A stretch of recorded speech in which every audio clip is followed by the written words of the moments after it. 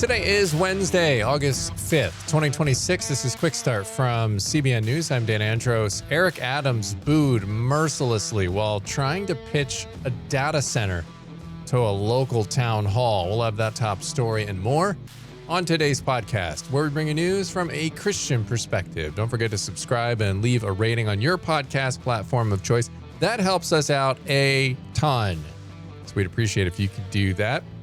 And you can always email us as well, quickstartpodcast@cbn.org. Glad you're here with us, getting through the news of the day. We're here each and every weekday bright and early. With me today, CBN's Billy Hallowell, Tragons Phillips.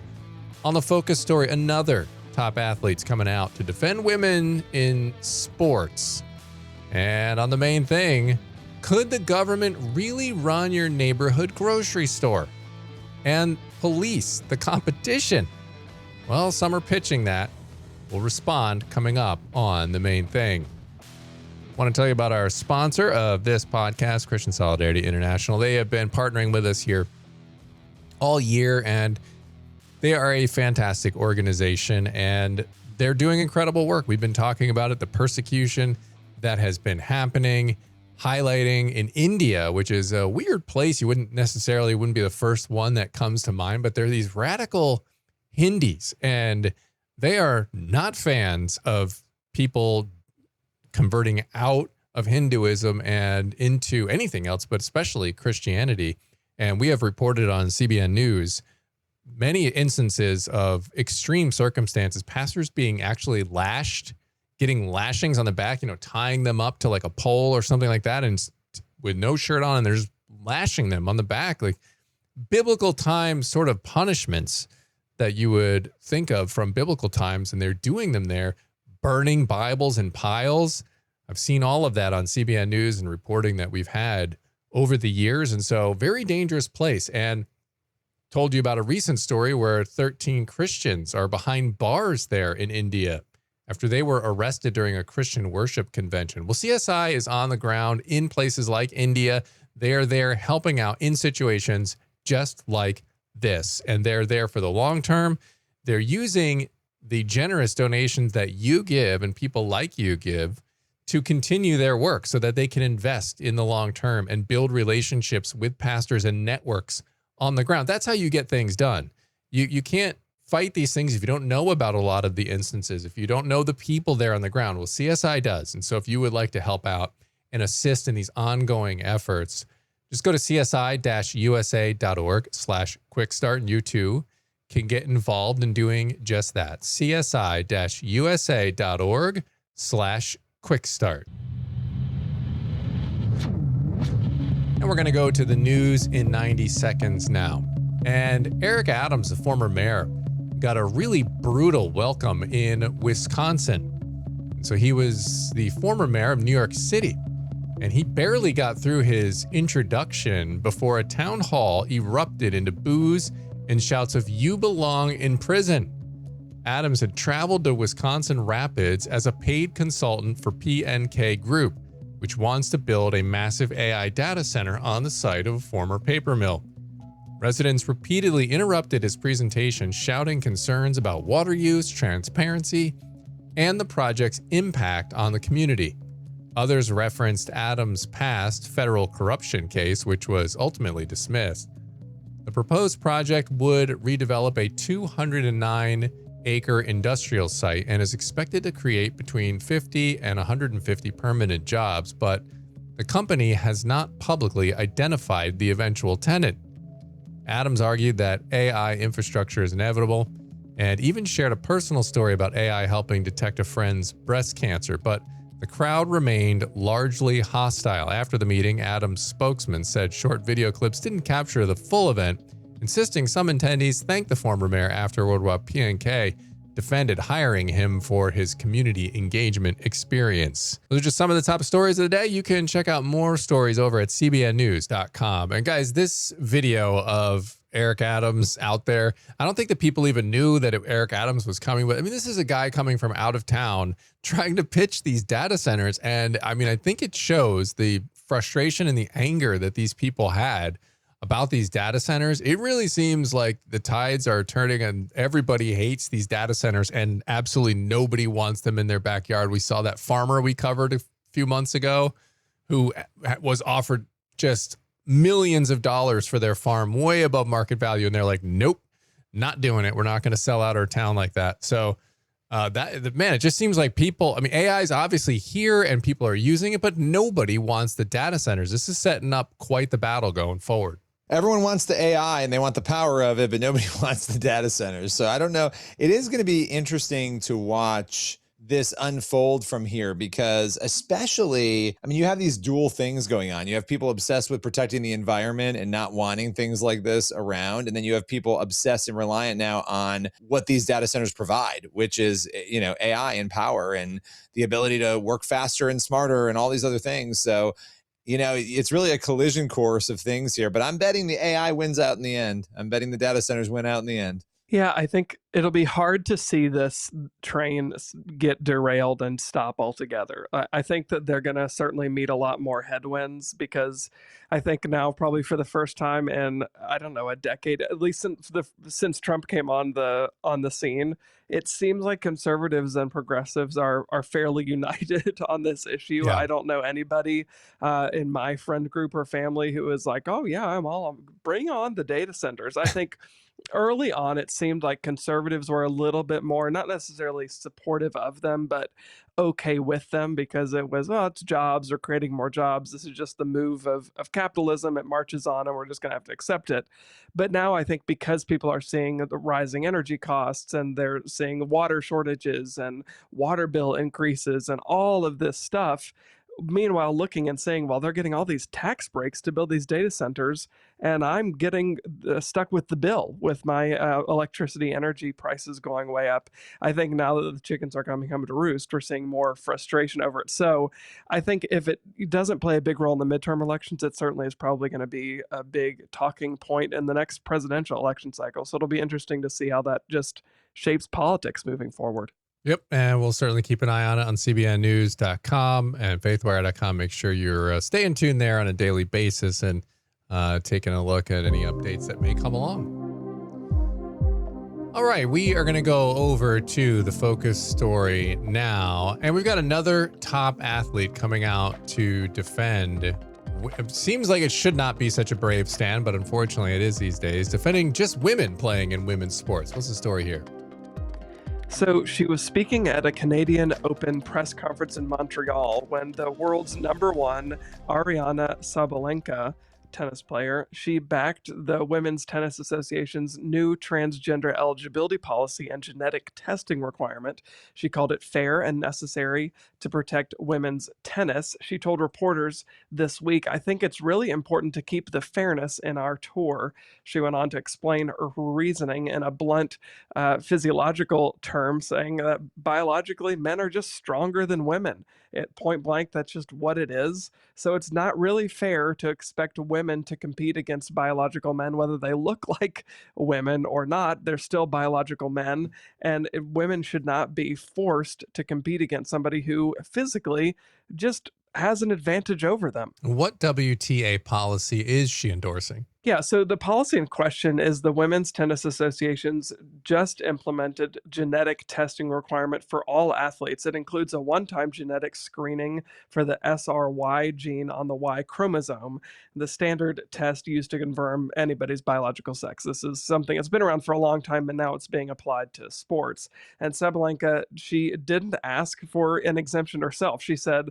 because she's endorsing it and is supportive of this policy while others have been critical of it, she said, look, I'm down for this. I'll take the test myself too. I have nothing to hide and no reason to want to push back against this requirement. She told reporters, if they want to test us all, I'm happy to do that. It's pretty fair, and let's keep it that way.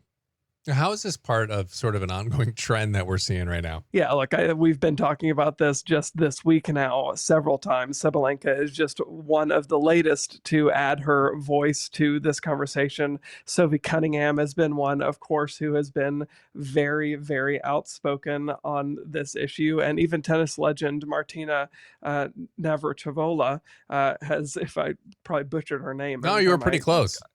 Yeah, close-ish. But she's also been somebody who has pushed for this kind of genetic testing policy. She previously called similar sex testing moves in other sports, quote, a step in the right direction. So it'll be interesting to see how this continues to unfold. It's obviously a raging battle in the WNBA, now something raging in the WTA. So I think just like the data center conversation, this is something that's reaching a boiling point, and we're seeing more and more Americans of all political stripes kind of coming together and saying, look, I'm fine with whatever you want to do behind closed doors in your own life as long as you're an adult, but don't make women compete against men.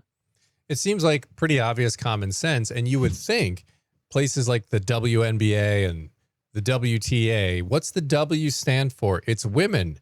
And you can't just say, even if that person is, suffering from a mental illness that they legitimately believe, right? That doesn't mean they are a woman. And, Matt Walsh famously did the film, What is a Woman? And that is the question asked, and they wouldn't define it. And there's a reason for that, because we know what an actual woman is. And we know that there's a reason there's separate women's sports for men's sports, for the obvious reasons, the obvious physical reasons of the differences in strength between men and women. I just saw a video of a transgender. There's a man who thinks they're a woman playing basketball, I think in Italy. And he's just very muscular and clearly a lot stronger than the other women. And so, at what point do we get men who just say, you know what?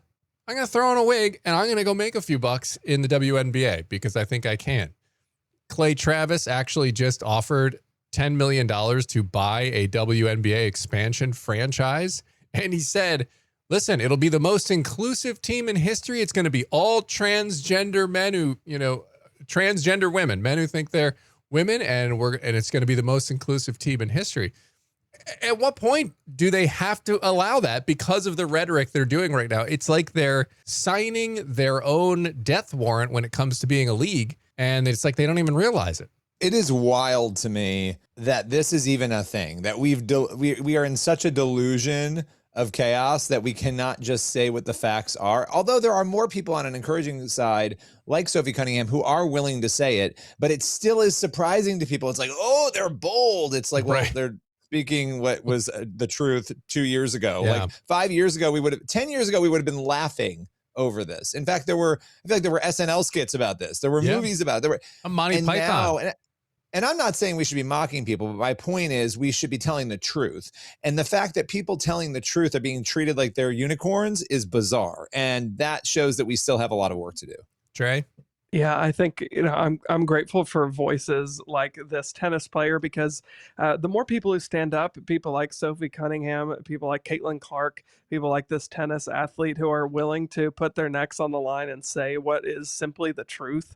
Like you said at the start of the conversation, Dan, it shouldn't be something that's brave to say, but it is brave to say in this day and age. And I'm grateful for women who are willing to stand up actually for women. Novel idea. Yeah, absolutely. All right. Well, there's clearly this issue isn't going away anytime soon. Hopefully we can all make it to a day and age where this is no longer a hot button cultural issue. And the answer is just obvious. But until that day comes, we'll keep giving you updates over at cbnnews.com and faithwire.com. And we're going to go to the main thing now. And Zohran Mamdani's city-run nonprofit grocery store proposal is back in the headlines. He'd floated it during campaigns, and here it is again. And this time it's raising eyebrows over how the city would enforce the plan. CBN's Raj Nair and Billy break down the controversy on today's main thing. Zohran Mamdani's city-run nonprofit grocery stores are trending again today. Not so much for the concept, but how the city will enforce its plan. Take a look. How are you going to keep people from taking advantage of that, that deal, basically? And is there going to be a limit on the number of items that someone can take that are discounted at that level from that essential basket? So our RFP makes very clear that this is a program for New Yorkers to be able to put food on the table, not a program for people to be able to make a quick buck through reselling. I'm going to pass it over to our EDC head, G Pack, to add some additional details. Yes, if you look at our RFP for the operator, we are looking to make sure that we target New Yorkers, whether it be at sort of a library card-esque thing, and also we manage who's buying, and that is focused on everyday New Yorkers. So we are mindful of that, and so we're going to make sure that we have all the things in place to ensure that that does not happen. All right, Billy, what'd you think about that clip? I mean, what world are we living in where we will have conversations about why people shouldn't show IDs to vote, but they're going to need them for the grocery store? And by the way, we're going to hand things out to people who are not citizens and make life more comfortable for them. And I'm not saying we shouldn't, I'm giving you the juxtaposition here. But we're not going to allow them to come into the grocery store and get food because you have to have an ID. I mean, make it make sense. None of it lines up with the narrative, because the narrative should be that the safest thing for a country are for individuals, human beings, to come through in a legal way and to be not in the shadows, but to be out of the shadows and to be part of society. Like, that is what we should be doing. And there should be no conflict between asking people to have an ID, right? I mean, and I understand not everybody flies on an airplane and not everybody drives, but how are people operating vehicles? How are they traveling anywhere? How are they doing anything without an ID? An ID should be a basic level thing that every person has in our country. And we should require that certainly to show up to do one of the most important things we do in this country, which is to vote. So when I saw this, I just thought, what a strange requirement for a group of people who quite often don't believe in requiring an ID for anything of substance. You know how demeaning and how belittling and how insulting it is that some people in the progressive world say, well, you know, those minorities, those brown people, they just can't get an ID. They're just, they're not smart enough. They're not capable enough. What absolute nonsense. How just insulting can you be? Of course they can. My whole dad's side of the family is from India. They all have IDs because they're all American citizens now. And clearly what this is, I mean, if you're scared about, people getting IDs, is somehow that's complicated. What it is, and this isn't even a political statement, you want people to be able to vote that have no right to vote, that are not citizens of the United States. Otherwise, requiring an ID is so simple. It's not hard. It's not complicated. And so clearly the actual objective of why there's a voter ID hesitation, it's so obvious. The fact that this is even a debated subject, I mean, clearly that's what it is. But the fact that for something like lettuce and milk and orange juice, New York City will require an ID. Voting for who's in charge of everything, that's fine. Don't worry about that. I think it's parallel to the idea of you can't, get a tattoo or buy cigarettes or buy alcohol or do anything until you're 18 and potentially 21. But if you want to cut off your reproductive organs and take synthetic hormones and you're like 14, well then by golly, like you shouldn't have to ask your parents. It's this like weird 1984 Orwellian, like, it's not virtue, it's virtue signaling, right? The entire world is really focused on, and I'm not saying we shouldn't be, the Palestinian suffering. Where are you about Sudan or the genocide in Nigeria or the fact that Christians are being slaughtered in the Democratic Republic of Congo or what happened again with the Christians in Syria and Iraq during ISIS? It's like no one really cared because it wasn't like, didn't really get you brownie points. And so I think there's just this like gigantic gap between what feels good and what does good. And unfortunately, what does good takes longer to explain than what feels good. But people are so passionate about doing what feels good and what looks good, as opposed to what actually does good. But I'm going down my. I'm 40 now. I'm all curmudgeon. I have kids now and a mortgage, so I gotta be reasonable and responsible. But this is just absolutely bogus. But you live in New York City, Billy. New York at least. So I'll give you the last word. Listen, make common sense great again. I mean, that's all I can really say, because at the end of the day, these should be common sense conversations. They're not partisan conversations. this is reality. And the grocery store system itself that he's trying to set up is a whole other issue that we can address at another time. But I think this idea that you need to have an ID for it is very fascinating to me. And it should make people question, look, if you agree with that, great. I don't have a problem with you agreeing with that. You should need an ID for this. But why should you not? This is the question we'll leave on, and we'll just end it here. Why should people not be required to have IDs to show up to vote? All right, guys, appreciate that very much. And that's going to leave us with time on the podcast today for one last thing. Going to take a look at Proverbs 14:23. In all toil, there is profit, but mere talk ends in poverty. And that's where we're going to leave it on this edition of the Quick Start Podcast. As always, make sure you're getting on over to cbnnews.com, faithwire.com for more news from a Christian perspective. And if you're looking to partner with CBN News, you can go to cbn.com and look for the give button. We've got some exciting news coming soon as well that we want to announce to you. Easy way to partner with us. It's going to be great. Extra content for you all too. God bless. See you back here tomorrow.